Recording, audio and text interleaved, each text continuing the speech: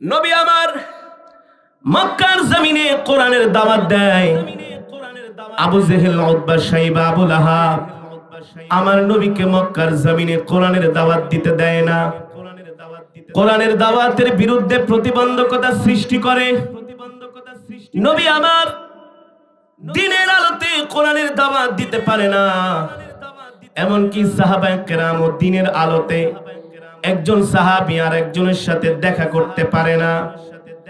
কালেমার দাওয়াত দেওয়া তো দূরের কথা, রাস্তায় বের হলেই মুসলমানদের উপরে আবু জেহেল, উতবা, শাইবা, আবু লাহাবরা নির্যাতন করে, জুলুম করে।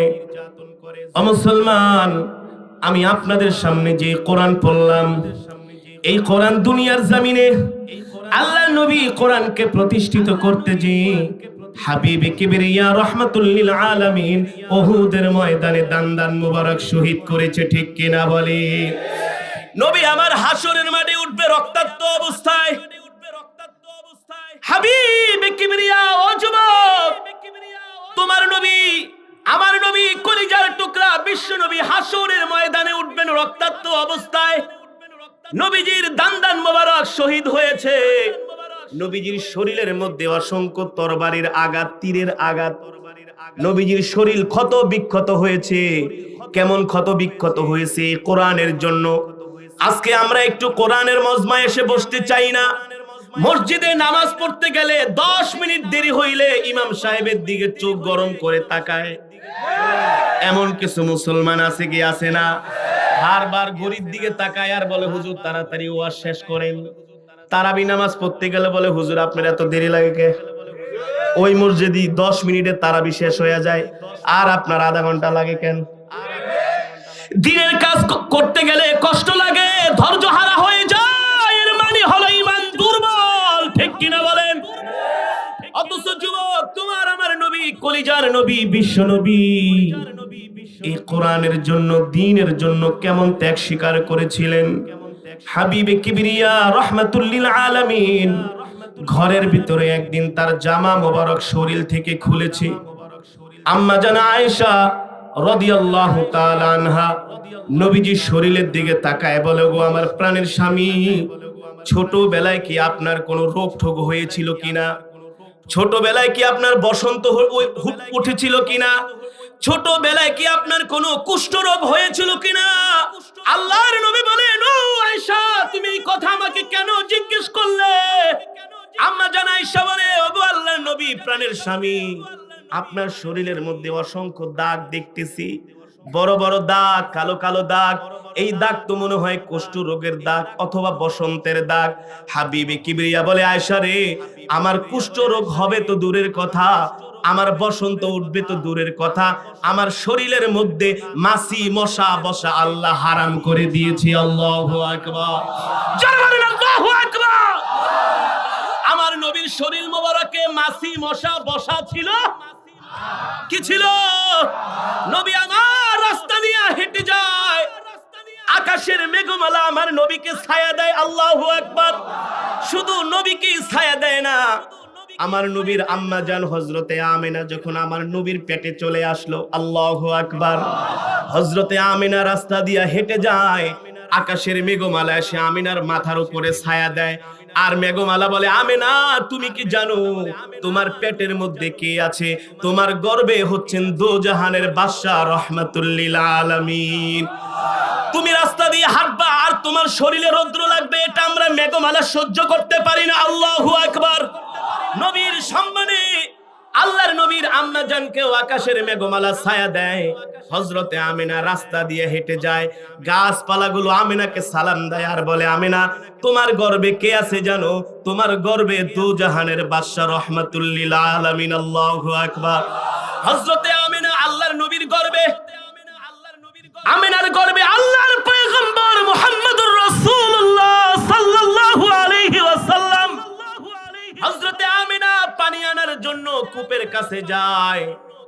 কূপের পানিগুলো আমিনাকে দেখা নিচ থেকে উপরে উঠা যায়। আল্লাহু আকবার। কূপের পানিগুলো বলে, আমিনা, তোমার গর্ভে রাহমাতুল লিল আলামিন, আর তুমি বালতি দিয়া কূপ থেকে পানি উঠাইবা। পানি নিচে তোমার কষ্ট হবে, এ কারণে তোমার সম্মানে কূপের পানিগুলো উপরে উঠে যায়। আল্লাহু আকবার। আমিনার বান্ধবীরা বলে, আমিনা রে, ও আমিনা, তুমি যেও না, তুমি গেলে কূপের পানিগুলো নিচে চলে যায় আমাদের উঠাইতে। কথা বলেন, তুমি চলে গেলে পানিগুলো নিচে চলে যায়, আমাদের উঠাইতে কষ্ট হয়। তুমি যতক্ষণ থাকো কূপের পানিগুলো তোমার বরকতে উপরে উঠে যায়। আল্লাহু আকবার।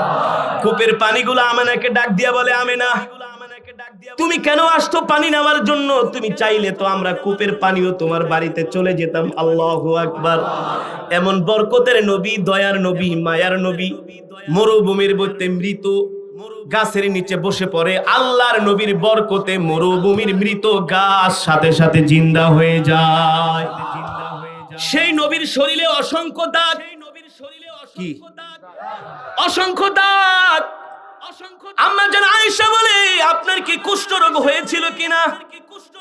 নবীজি ছোট শিশুর মতো ঢুকরে ঢুকরে কেঁদে বলে, আয়েশা রে, কুষ্ঠরোগ হবে তো দূরের কথা, আমি আল্লাহর নবী, আমি যদি রাস্তা দিয়ে হেঁটে যাই, আকাশের মেঘমালা আমাকে ছায়া দেয়, আমি মরুভূমিতে মৃত গাছের নিচে বসি, মরুভূমির মৃত গাছটাও আমার বরকতে জীবিত হয়ে যায়। আমিনা রে, আমি রাস্তা দিয়ে হাঁটি, পাথর পর্যন্ত আমাকে দেখে সালাম দেয়।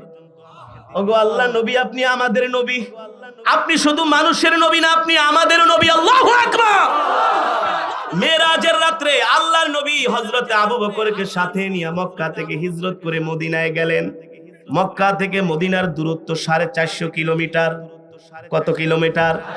জীবনে কোনোদিন আমরা 20 কিলোমিটার রাস্তাও হাঁটি নাই, 50 কিলো 100 কিলো রাস্তাও হাঁটি নাই। অথচ আল্লাহর নবী হিজরতের রাত্রে টানা 450 কিলোমিটার রাস্তা মক্কা থেকে হেঁটে হেঁটে মদিনা পর্যন্ত গিয়েছেন। আল্লাহু আকবার। আবু বকর সিদ্দিক বলে, আমি নবীর সাথে দেখি বড় বড় পাথরগুলো আমার নবীকে সালাম দেয়, আর নবী রাহমাতুল লিল আলামিন পাথরের উপরে পাড়া দেয়, আর পাথরটা একেবারে তুলার মতো নরম হয়ে যায়। পাথর ডাক দিয়া বলে, ওগো আল্লাহর নবী, আপনি শুধু মানুষের নবী না, আপনি আমাদেরও নবী। আপনি পাথরের উপরে পাড়া দিলে, পাথর শক্ত থাকলে আপনি কষ্ট পাবেন, এই কারণে আপনার বরকতে আমরা পাথরটা তুলার মতো নরম হয়ে গেলাম। আল্লাহু আকবার। সিদ্দিকে আকবর বলে, আমিও পাথরের উপরে পাড়া দেই, কিন্তু আমি যখন পাড়া দেই পাথর অত নরম হয় না। আমার কৌতূহল হলো, আমি নবীজিকে বললাম, ওগো আল্লাহর নবী, আপনি একটু আমার কোলে উঠেন, আপনার কষ্ট হচ্ছে। সিদ্দিকে আকবর নবীজিকে তার কোলে টেনে নিলেন। সিদ্দিকে আকবর বলে, আমি যখন নবীজিকে আমার কোলের মধ্যে নিয়ে নিলাম, আর আমিও যখন পাথরের উপরে পাড়া দেই, নবী তো আমার কোলে, নবীর বরকতে আমার পায়ের পাথরটাও একেবারে তুলার মতো আমার পায়ের নিচে নরম হয়ে যায়। আল্লাহু আকবার।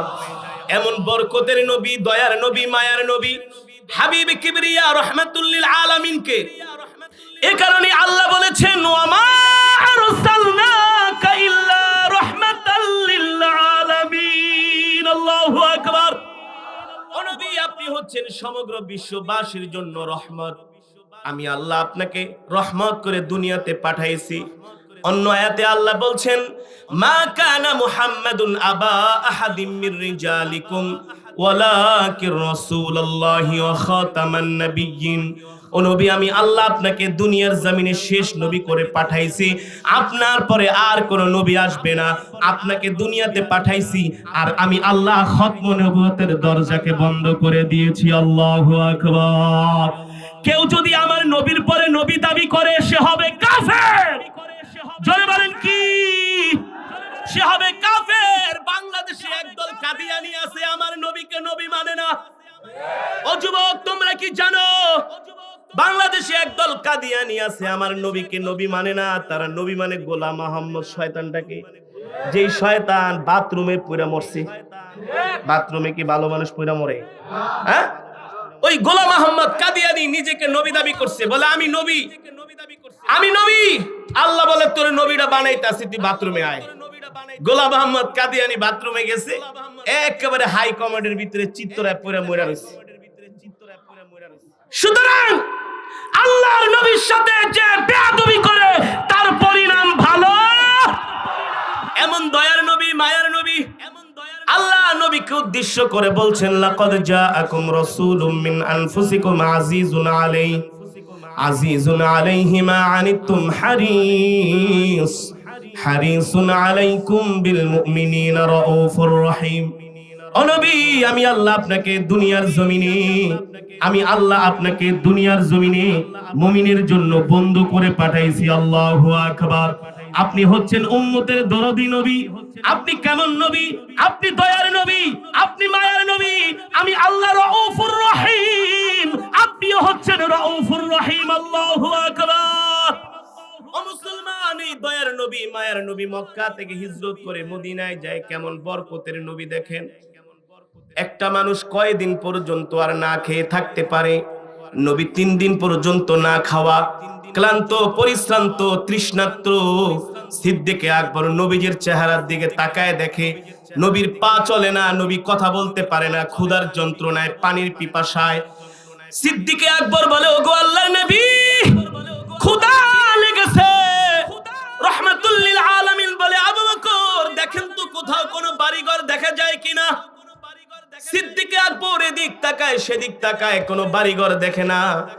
একটু পথ হাঁটতে হাঁটতে, আর ওই পথগুলো কেমন পথ?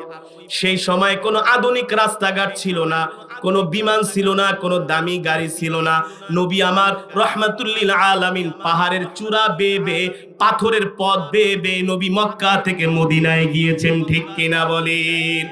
কেমন রাস্তা? আধুনিক কোনো রাস্তা নাই, পাহাড়ের চিপা দিয়ে হাঁটতে হয়। পাহাড়ের চূড়া, পাথরের উপরে হেঁটে হেঁটে 450 কিলোমিটার রাস্তা পার হওয়া কি সোজা কথা? এমন আঁকা বাঁকা 450 কিলোমিটার রাস্তা মনে হয় 2000 কিলোমিটার রাস্তার। ঠিক কিনা বলেন? সিদ্দিকে আকবর বলেন, একটু পথ আমরা হেঁটে হেঁটে আগায় গেলাম, হঠাৎ করে তাকায় দেখি একটা বাড়ির মতো দেখা যায়। হাবিবে কিবরিয়াকে বললাম, ওগো আল্লাহর নবী, একটা বাড়ি কেমন যেন দূর থেকে আফসা আফসা দেখা যায়, হালকা কোনো বাড়ির মতো দেখা যায়। নবী বলেন, চলো চলো আর একটু সামনে আগাই। যত সামনে আগায় ততই কেমন যেন একটা বাড়ি দেখা যায়, একটা লোকালয় দেখা যায়। হাবিবে কিবরিয়া বলে, আবু বকর চলো চলো, আজকে আমরা ওই বাড়িতে যাই মেহমান হব। আল্লাহু আকবার। আগে যখন আধুনিক রাস্তাঘাট ছিল না, আমাদের বাপ দাদারা হেঁটে হেঁটে অনেক দূর গিয়েছে না? সেই সকালবেলা হাঁটা শুরু করতো, 10-15 কিলোমিটার হাঁটার পরে কোনো বাড়িতে যায় টিউবওয়েলের ঠান্ডা পানি খেত, গাছের নিচে বসতো। ঠিক কিনা বলেন? এমনও মানুষ আছে, এখন তো আপনারা আধুনিক শহর, মোটরসাইকেল টান দিয়া, অটো দিয়া জানগা সিরাজগঞ্জ শহরে। এই বেলকুচির মানুষ এক সময় হেঁটে হেঁটে সিরাজগঞ্জ শহরে গেছে না? হেঁটে হেঁটে গেছে 3-4 কিলো, যাওয়ার পরে পানির পিপাসা লেগে গেছে, কোনো গাছের নিচে বসে টিউবওয়েলের পানি খেয়ে রেস্ট করেছে, বিশ্রাম করেছে। ঠিক আল্লাহর নবী আবু বকরকে নিয়ে মদিনার দিকে হাঁটতেছেন, ক্লান্ত পরিশ্রান্ত।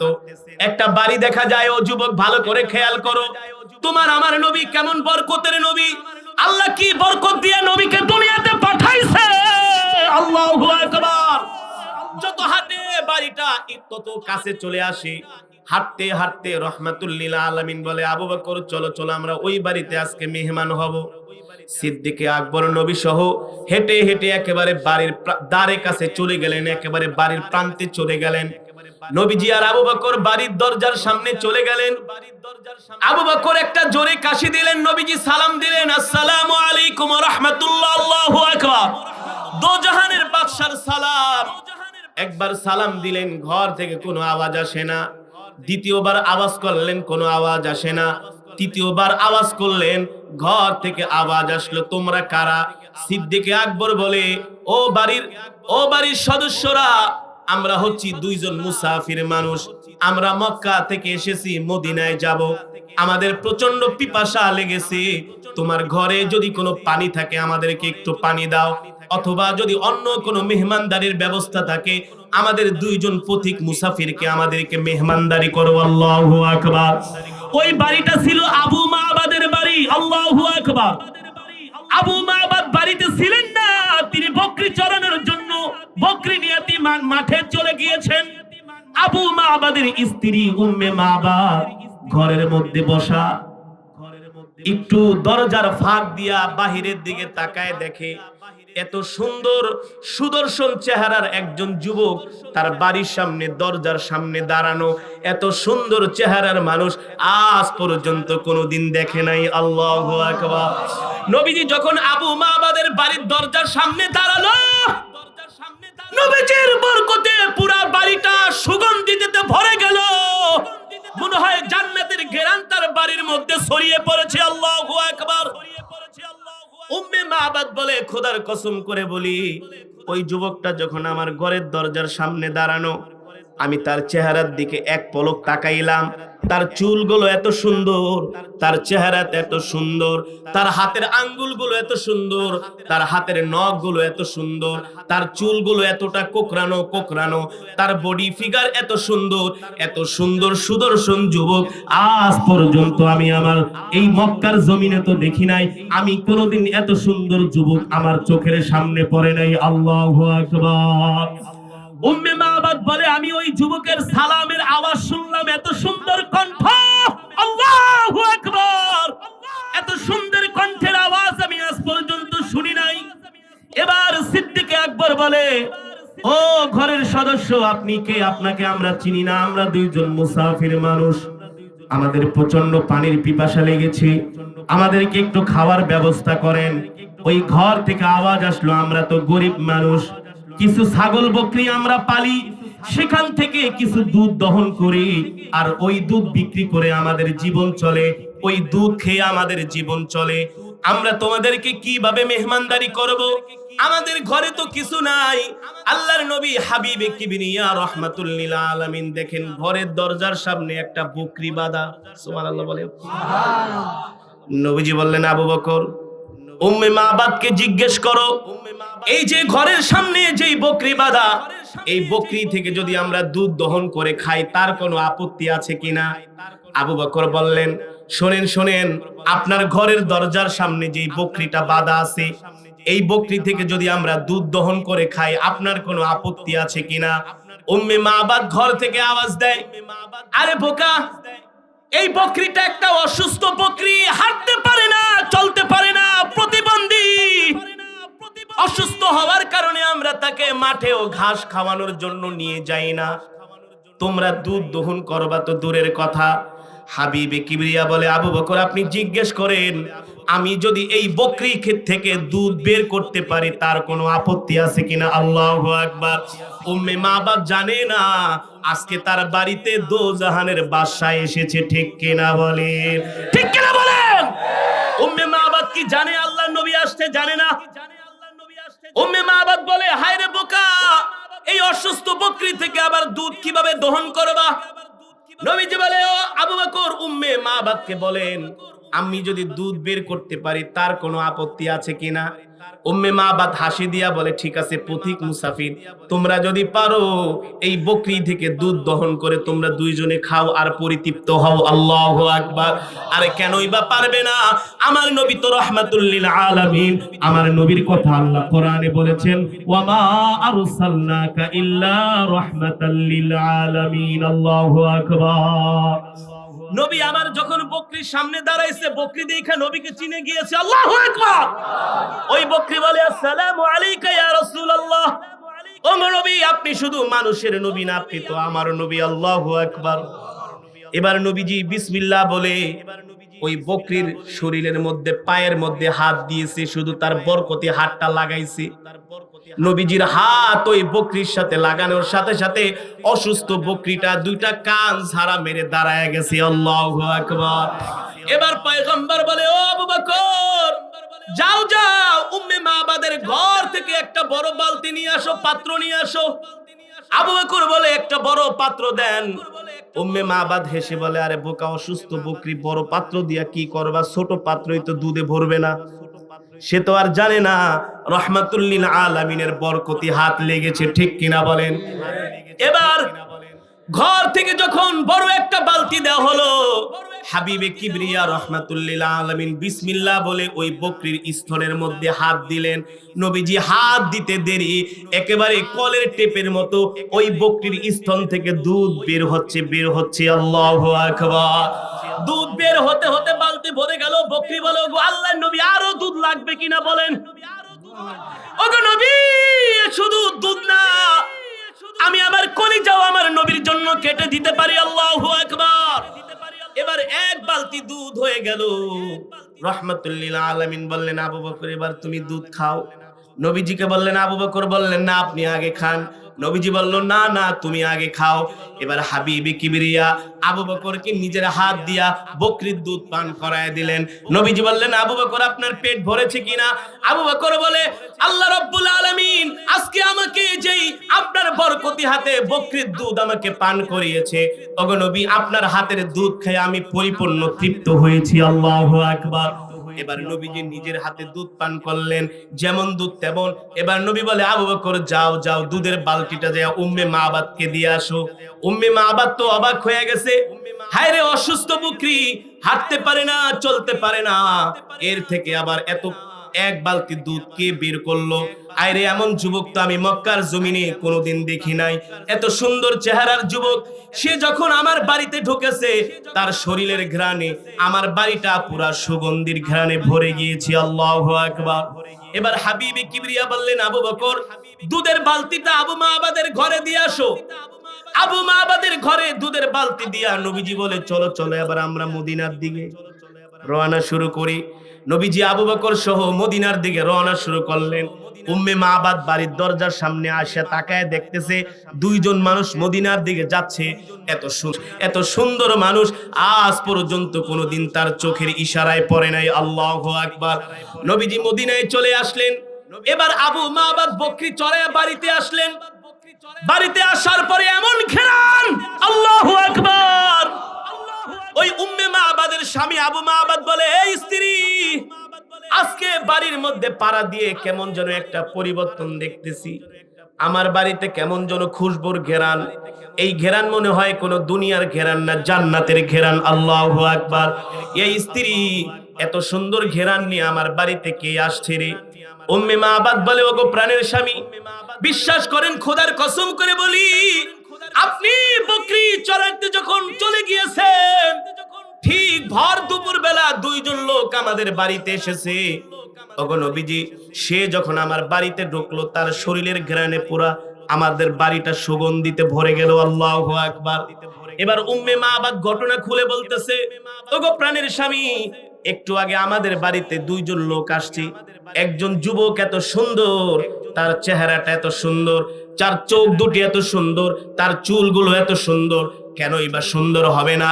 আল্লাহ তাআলা এই পৃথিবীর জমিনে সবচাইতে সুন্দর করে আমার নবীকে আল্লাহ দুনিয়াতে বানাইছেন, ঠিক কিনা বলে? আপনারা জানেন পয়গম্বর ইউসুফ আলাইহিস সালাম অনেক সুন্দর ছিল, জানেন না? পয়গম্বর ইউসুফ আলাইহিস সালামকে দেখা জুলাইখা পাগল হয়ে গেছে। কি হয়ে গেছে? পাগল হয়ে গেছে। জুলাইখা হচ্ছেন একজন প্রেসিডেন্ট বাদশার স্ত্রী, আজিজ মিসরির স্ত্রী জুলাইখা। পয়গম্বর ইউসুফের প্রেমে পাগল হয়ে গেছে তার চেহারা দেখে। পুরো দেশের মধ্যে ছড়ায় পড়ছে। বান্ধবীরা চিঠি লিখছে, জুলাইখা তুমি একজন বাদশার স্ত্রী হইয়া একটা গোলামের প্রেমে পাগল হয়ে গেছো, তোমার জন্য তো এখন আমরা মুখ দেখাইতে পারি না। জুলাইখা বান্ধবীদেরকে চিঠি লিখছে, দূরে থাইকা থাইকা সমালোচনা করো না, একটু কাছে আসো, খালি আইসা এক পলক দেখা যাও। আল্লাহু আকবার। তোমরাও পাগল হয়ে যাবা, এক পলক দেখে যাও। জুলাইখা তার বান্ধবীদেরকে দাওয়াত দিয়া রাজপ্রাসাদে আনছে। সবার হাতে একটা করে আপেল আর একটা করে ছুরি দিছে, যে শোনো, তোমরা তো দূর থেকে শুধু আমার সমালোচনা করো যে আমি একজন গোলামের প্রেমে পাগল হয়েছি, শুধু তোমাদেরকে এক নজর দূর থেকে দেখবা। কয় নজর? জোরে বলেন, কয় নজর? শুধু এক নজর দেখবা। জুলাইখার বান্দরীরা আপেল কাটতেছে, আর এক নজর শুধু ইউসুফ আলাইহিস সালামের চেহারার দিকে তাকাইছে। আপেল কাটবে তো দূরের কথা, আপেল কাটতে কাটতে হাত কেটে কেটে রক্ত পড়তেছে। জুলাইখা বলে, বান্ধবীরা আপেল কই? হাতের দিকে তাকায় দেখে আপেল কাইটা হাতের চামড়া কেটে কেটে টপ টপ করে রক্ত পড়তেছে। জুলাইখার বান্ধবীরা পয়গম্বর ইউসুফ আলাইহিস সালামের চেহারা থেকে নজর ফিরাইতে পারতেছে না। এত সুন্দর চেহারা। আল্লাহু আকবার। জুলাইখা এবার বান্ধবীদেরকে বলে, দূরে থেকে সমালোচনা করো, কেন গোলামের প্রেমে পাগল হইলাম। এবার গোলামের চেহারা দেখছো? গোলামের কি চেহারা! পয়গম্বর ইউসুফের জন্য জুলাইখা পাগল হয়ে গেছে। আম্মা জান আয়েশা সিদ্দিকা বলে, আমার স্বামী মুহাম্মদ সাল্লাল্লাহু আলাইহি সাল্লাম এত সুন্দর, পয়গম্বর ইউসুফকে দেখে জুলাইখার বান্ধবীরা আপেল কাটতে যায় হাত কেটে ফেলেছে। আর আমার স্বামী মুহাম্মদ সাল্লাল্লাহু আলাইহি সাল্লামকে যদি মিশরের রমণীরা দেখতো, শুধু আপেল না, হাত না, কলিজা কেটে ফেলতো। তারপরেও আমার স্বামী মুহাম্মদ সাল্লাল্লাহু আলাইহি সাল্লামের চেহারা থেকে নজর ফিরাইতে পারত। সুবহানাল্লাহ বলেন, আরো আস্তে সুবহানাল্লাহ বলেন। আম্মা জান আয়েশা বলে, জুলাইখার বান্ধবীরা তো হাত কাটছে, আর আমার স্বামী মুহাম্মদ সাল্লাল্লাহু আলাইহি সাল্লামকে দেখলে শুধু হাত না, কলিজা কেটে ফেলতো। তারপরেও পয়গম্বরের চেহারা থেকে নজর ফিরাইতে পারতো না। নবীজি নিজেই বলেছেন, আল্লাহ আমাকে সবচেয়ে সুন্দর করে বানিয়েছেন। সুবহানাল্লাহ বলেন, আরো জোরে সুবহানাল্লাহ বলেন। এবার আবু মাবাদ বাড়িতে আসার পরে তার স্ত্রী বললেন, ওগো প্রিয় স্বামী, বিশ্বাস করেন এত সুন্দর চেহারার মানুষ আমি আজ পর্যন্ত দেখি নাই। এবার আবু মাবাদকে ডাক দিয়া ঘরে নিলেন তার স্ত্রী, বলে, ওগো প্রিয় স্বামী, দেখেন দেখেন এক বালতি দুধ। আবু মাবাদ বলে, দুধ আসলো কোত্থেকে? বলে, এই যে আমাদের ঘরের সামনে যে অসুস্থ বকরিটা বাঁধা ছিল, ওই দুইজন যুবক বলল তারা নাকি এই বকরি থেকে দুধ দহন করবে। আমি হেসে বললাম, এটা তো অসুস্থ বকরি, এখান থেকে দুধ দহন করা তো দূরের কথা, এটা তো হাঁটতেই পারে না। ওগো প্রাণের স্বামী, বিশ্বাস করবেন, ওই যুবকটা যখন তার হাত বকরির পায়ের সাথে লাগাইলো, সাথে সাথে বকরিটা একেবারে সুস্থ হয়ে গেল। আল্লাহু আকবার। এই যে দেখেন এক বালতি দুধ দহন করা হয়েছে। আবু মাবাদ বলে, ও স্ত্রী, স্ত্রী আজকে আমাদের বাড়িতে যে এসেছিল, আমি তার পরিচয় জানতে পেরেছি, বুঝতে পেরেছি। আজকে আমাদের বাড়িতে যে এসেছিল সে দুনিয়ার কোন সাধারণ মানুষ নয়, সে হচ্ছেন দোজাহানের বাদশা আল্লাহর পয়গম্বর মুহাম্মদ। আল্লাহু আকবার। জোরে বলেন আল্লাহু আকবার। আবু মাবাদ বলে, ওগো প্রাণের স্ত্রী, ওই নবীকে দেখার জন্যই তো আমি এই রাস্তার পাশে ঘর বানাইছি। নবী মক্কা থেকে হিজরত করে মদিনায় যাবে, আর আমার বাড়িতে এসে মেহমানদারি গ্রহণ করবে, এই কারণেই তো বাড়ি বানাইছি। ওগো স্ত্রী, ওই নবী যেহেতু মক্কা থেকে হিজরত করে মদিনায় চলে গেছে, চলো চলো, বাড়িঘর আর কিছুই রাখবো না, আমরা যা আছে আমাদের সব কিছু নিয়ে আমরা মদিনায় চলে যাব, আর আল্লাহর নবীর হাত থেকে আমরা কালেমা পড়ে মুসলমান হয়ে যাব। আল্লাহু আকবার। ও মুসলমান, সেই বরকতের নবী, দয়ার নবী, মায়ার নবীর উম্মত হচ্ছি আমরা, ঠিক কিনা বলেন? আমি আমার বয়ানের শুরুতে একটা আয়াত আমি তেলাওয়াত করেছিলাম, কুল্লু নাফসিন যায়িকাতুল মাউত। আল্লাহু আকবার। প্রত্যেকটা মানুষকে মৃত্যুর স্বাদ গ্রহণ করতে হবে। হবে কি হবে না? আমার দাদার বাবা আজকে দুনিয়ার জমিনে বেঁচে নাই, দাদার বাবা দুনিয়ার জমিনে আছে। একদল আসে, কথা বলে না কেন? একদল আসে, আরেক দল যায়। এক পাতিলের ভাত খেয়ে দিন দিন নাতি হৃষ্টপুষ্ট হচ্ছে, সুঠাম দেহের অধিকারী হচ্ছে, আর দাদার চুলগুলো পেকে যাচ্ছে। দাদা লাঠি ভর করে হাঁটছে, ঠিক কিনা বলেন? তার মানে একবার চিন্তা করেন, আপনার গ্রামের মধ্যে 30 বছর আগে কত মানুষ ছিল, আপনার বাড়ির মধ্যে 20 বছর 30 বছর আগে কত মানুষ ছিল। এক এক বাড়ি থেকে কমপক্ষে 5 জন 10 জন করে চলে গিয়েছে। গিয়েছে কি গিয়েছে না? তাহলে আমরা কি এই দুনিয়ায় থাকতে পারবো? এই দুনিয়া আমাদের থাকার জায়গা নয়। ওয়াজাআ সাকরাতুল মাউতি বিল হক। প্রত্যেকটা মানুষকে মৃত্যুর স্বাদ গ্রহণ করতে হবে, আর মৃত্যু প্রত্যেকটা মানুষকে পাকড়াও করবে।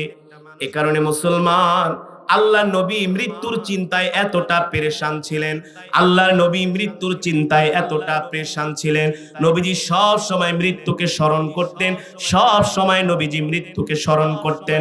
নবী আমার ঘরের মধ্যে শুয়ে আছেন, চাটার মধ্যে।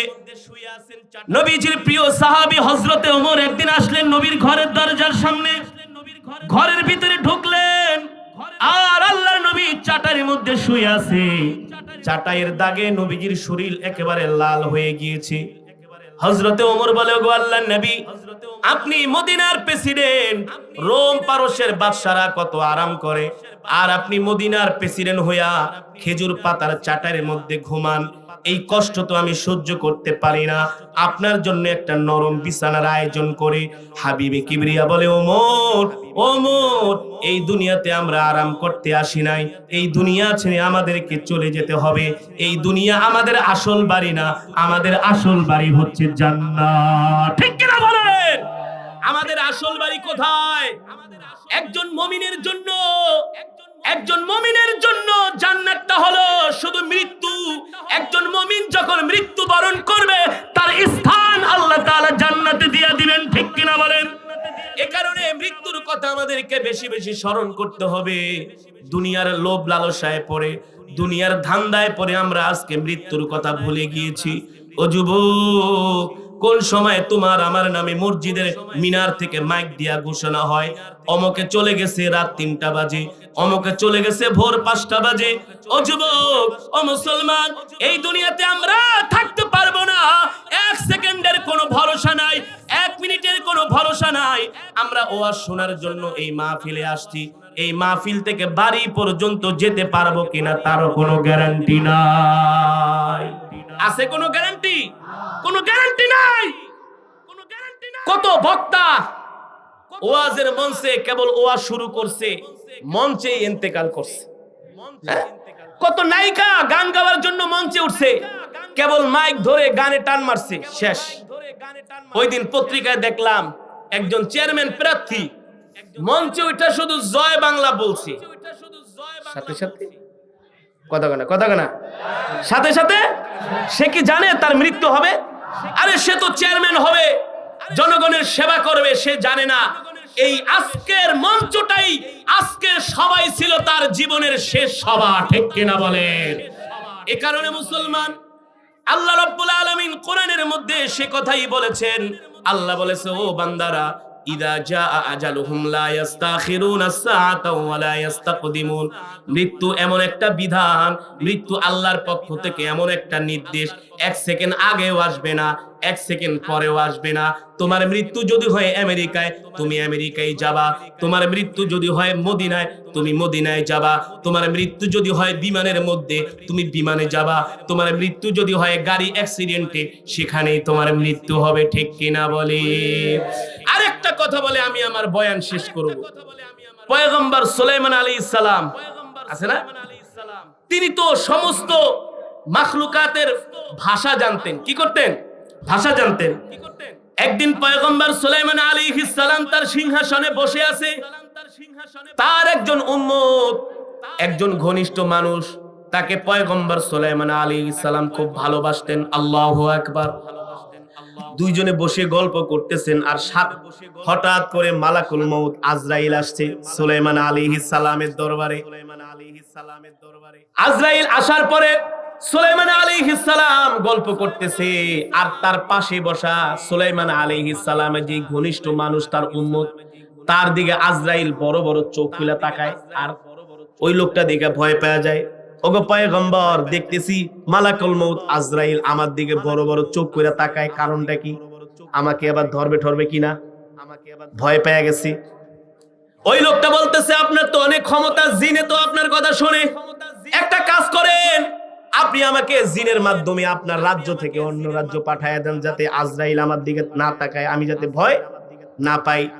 সুলাইমান আলাইহিস সালাম জিনকে নির্দেশ দিলেন, এই লোকটাকে তুমি একটা অন্য দেশে নিয়ে ফালায় থুই আসো, একেবারে সমুদ্রের ওই পারে নিয়ে আসো, ফালায় দিয়ে আসো। সুলাইমান আলাইহিস সালাম বলতে দেরি, তার ওই উম্মতকে জিন একেবারে হাতে ধইরা সমুদ্র পার কইরা প্রায় কয়েক হাজার কিলোমিটার দূরে একটা মরুভূমির ভিতরে নিয়ে ফালায় থুই আসছে। এবার সেখানে সে একা একা বসে আছে, মন খারাপ, আশেপাশে কোনো বাড়ি নাই, ঘর নাই, মন খারাপ হয় কি হয় না? সে তো ওখান থেকে গেছে আজরাইলের ভয়ে। ওখান থেকে কার ভয়ে গেছে? ওই যে আজরাইল বড় বড় চোখ করে তার দিকে তাকায়, ভয় পেয়ে গেছে। ওগো পয়গম্বর, আজরাইল আমার দিকে বড় বড় চোখ করে তাকায়, ভাবসা ভালো দেখতাছি না, মনে হয় আমাকেই ধরবে। তাইলে একটা কাজ করেন, এখান থেকে আমাকে সরায় দেন, যাতে আজরাইল আমারে ধরতে না পারে। জিনের মাধ্যমে পয়গম্বর সুলাইমান আলাইহিস সালাম সমুদ্র পার হইয়া কয়েক হাজার কিলোমিটার দূরে তাকে জিনের মাধ্যমে পাঠিয়ে দিলেন। এবার সুলাইমান আলাইহিস সালাম আর মালাকুল মউত দুইজনে আলাপ করতেছে।